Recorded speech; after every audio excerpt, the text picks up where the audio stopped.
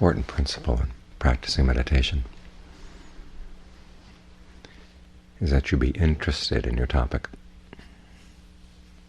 If you find it boring, you're not going to stay with it very long.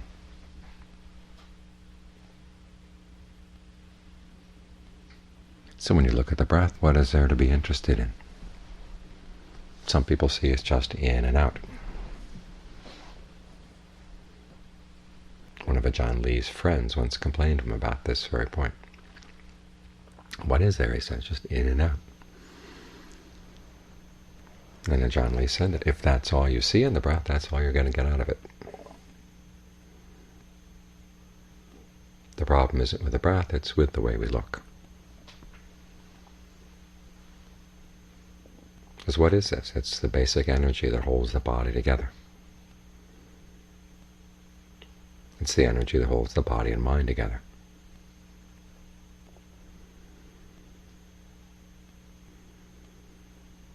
And if you look at it carefully, you see there's a lot going on with the in-breath and with the out-breath, because it's related to other types of energy in the body as well. In Thai, they refer to all these kinds of energy as breath. You've got the in and out breath.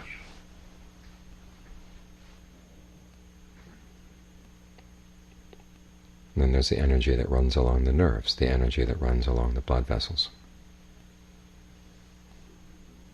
that contracts or relaxes all those little tiny muscles in the walls of the blood vessels. Have you ever looked to see if you can sense that energy? It's there. If the mind is really quiet, you can see it.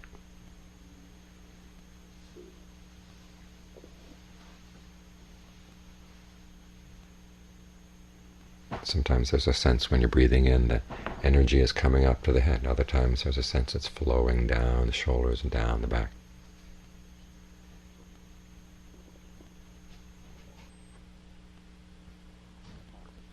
When you focus on the upflowing energy or the downflowing energy, what does that do? How does that affect your sense of the body?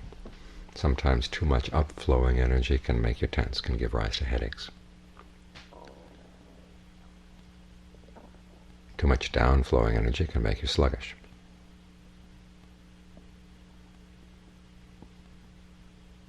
So how are you going to know what is just right? You have to watch. You have to experiment. This is an important principle in the meditation too, the willingness to experiment.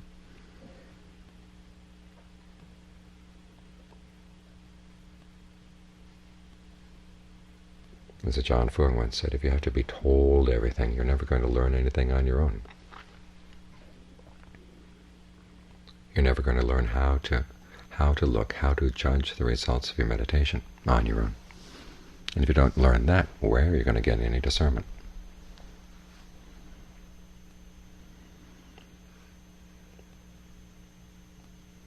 So it means a willingness to take chances and see what results. Sometimes you make a mistake. Well, you can learn from the mistake. As Ajaan Fuang once said, there's no mistake in meditation that can't be undone.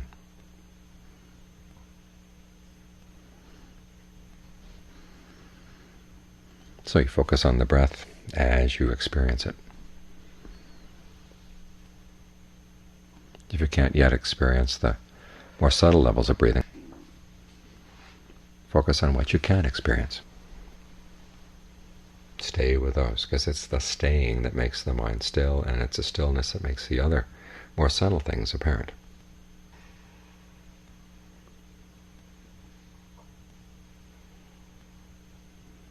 But always be aware there's more to explore.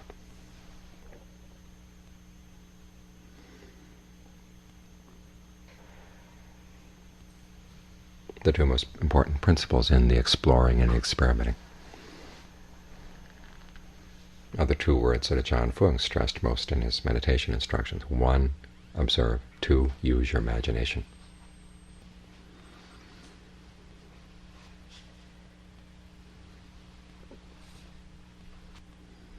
And imagination here doesn't mean that you think about things far away.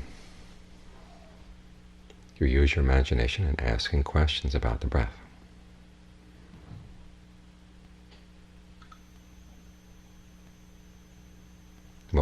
breathing be like? What would short breathing be like? How about broad breathing? How about narrow breathing?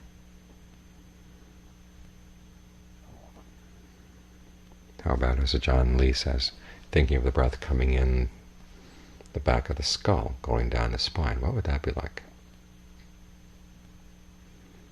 You start with the principles he mentions in his 7 steps, but then you can go beyond that. Think of the breath coming in and out the soles of the feet, the palms of the hands.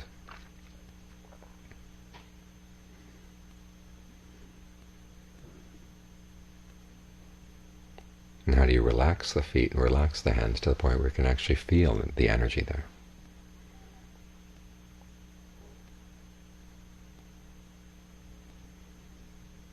So you use your imagination at asking questions, and then you use your powers of observation to see what comes out as a result. That's how you experiment with the breath. And this is what makes it interesting. It gets to the point where you don't have to keep telling yourself to stay with the breath, because you find it absorbing.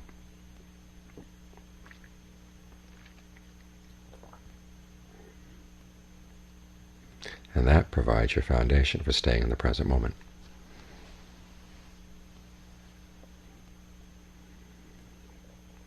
If you have to stay by tying the mind down or forcing it too much, eventually you get to the point where it gets tired or it rebels. But if you give it something to play with, you've got this big doll right here, the whole body. So you can play with the body. You can play with all the different elements in the body, the sense of warmth, the sense of coolness, the sense of heaviness, the sense of energy.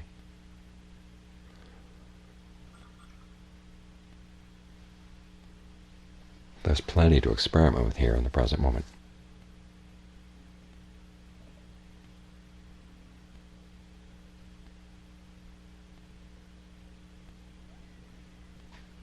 Then you can experiment with other things.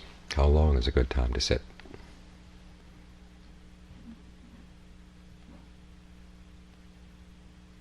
Well, you try various lengths of sitting times to see what happens. How long should you sit with pain? Again, try. Be willing to experiment. Be willing to put up with some pain for a while to see what you learn.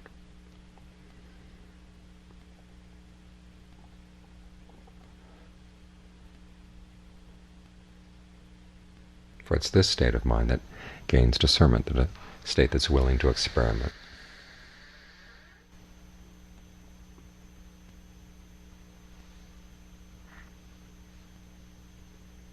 So that you learn how to judge things on your own.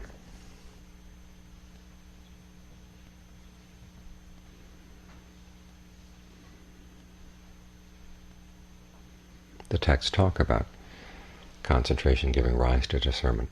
This is how it happens. It's not just that you get the mind still and you start seeing things. It's you get the mind still and then you learn how to ask questions in that stillness.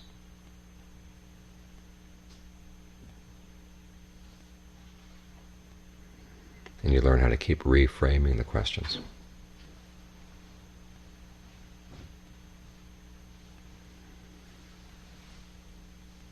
Starting with simple things like the breath, and then moving on to pain, and then why is there pain in the mind? And what do you learn as you take that pain apart in the mind?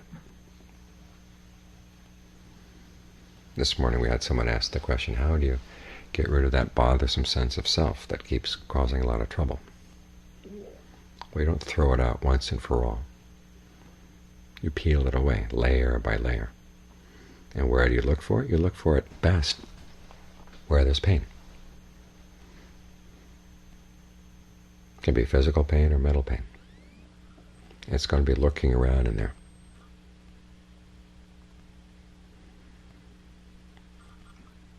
And if you see it not as a constant thing, this sense of self, but you learn how to see it as something you keep creating over and over and over again in different forms.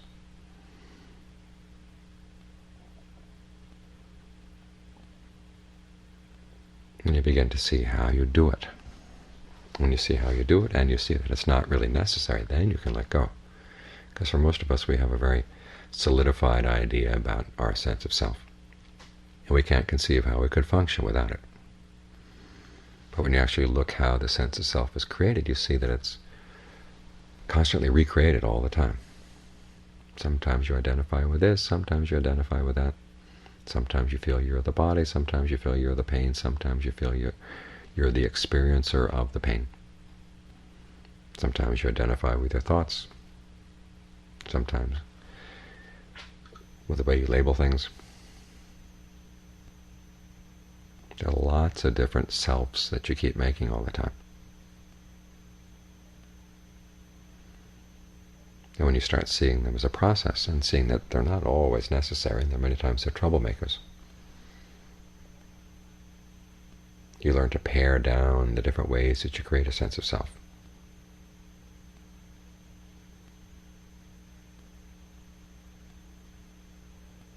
So you use a sense of self when it's useful and necessary, and you can let go of it when it's not. You find that huge burdens get removed from the mind that way.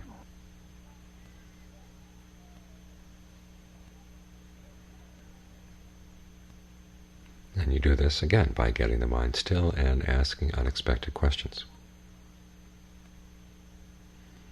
Learning how to reframe the way you look at your mind, reframe the way you look at yourself.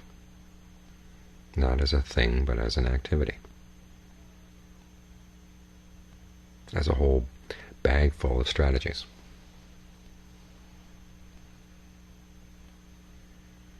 All aimed at happiness. Which is why when you see that your sense of self is actually causing suffering, and you see it in the act, and you see that it's not necessary, the whole thing short circuits, because after all, what is it there for if not to create happiness? When you see that it's not doing its expected job, then you drop that particular strategy. And this is how bit by bit by bit you start taking the whole problem apart.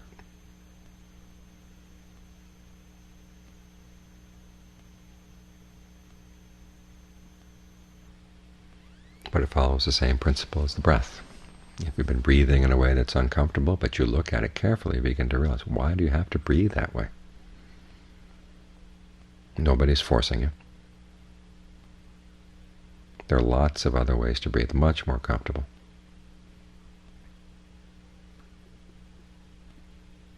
That's the beginning of discernment. Simply that you use that same principle of observing processes as they happen, and peeling away the ones that are counterproductive. And it's simply a matter of getting more precise and more sensitive as you do this. So this approach of looking at the breath, working with the breath, making it more comfortable,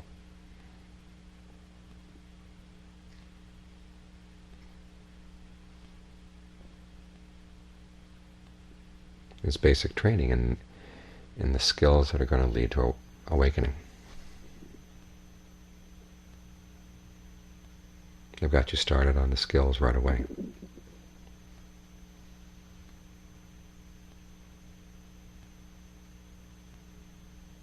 So do your best to perfect them.